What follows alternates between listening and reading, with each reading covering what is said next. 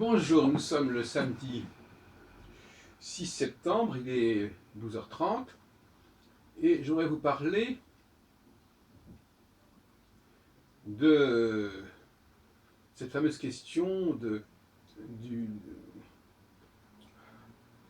l'égalité, de l'identité entre garçons et filles à la naissance, etc. Est-ce qu'il y a des différences de comportement entre petits garçons et petites filles dans les premières années? Ou est-ce que c'est dicté par la société, par des images, etc. Ce qui est un argument qu'on entend souvent, qu'on appelle la théorie du genre, bon, les abécédaires de l'égalité. Je crois que sur ce sujet, il y a beaucoup à découvrir, mais moi je propose, c'est une piste de recherche, je propose de travailler sur la notion d'altérité intérieure et extérieure.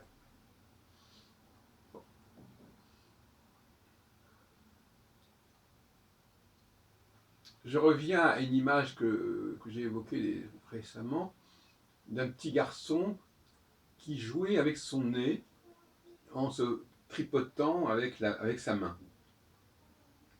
Pour moi, c'est l'expression même de l'altérité intérieure.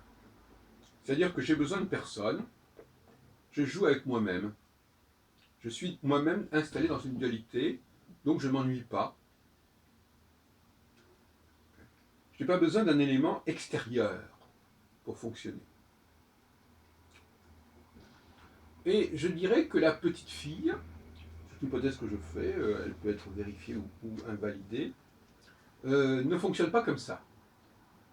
Elle va plutôt préférer jouer avec un objet extérieur qui n'est pas elle-même, qui peut être une poupée. Par exemple, le fait de donner une poupée à une petite fille ou un animal, c'est entrer dans une logique de l'altérité extérieure. Je m'entends avec un élément extérieur. Dans le cas du petit garçon, il fonctionne avec un élément intérieur. On peut admettre que j'appellerais intérieur tout ce qui fait partie de mon corps, y compris mes mains, y compris mes pieds, y compris mes cheveux. L'extériorité du corps fait partie de l'intérieur, au sens où je l'entends ici. Il ne faudrait pas non plus jouer sur les mots. Je dirais peut-être que même le miroir fait partie de l'altérité intérieure. Donc je propose de mettre des enfants dans des lieux et voir comment ils fonctionnent par rapport à ces lieux. Alors, l'idée, c'est de mettre les enfants dans des lieux où il y a des objets, ou bien où il y a des objets, où il y a des personnes, où il n'y a pas d'objets, où il n'y a pas de personnes. Et je dis que le petit garçon qu'on met dans un lieu où il n'y a rien autour de lui, un lieu totalement dépouillé, il n'y a pas d'objet, le seul objet, c'est lui-même. Il est son propre objet, sujet, objet. Avec, je l'ai dit, je propose le miroir. C'est-à-dire qu'il va pouvoir jouer avec lui-même, en quelque sorte.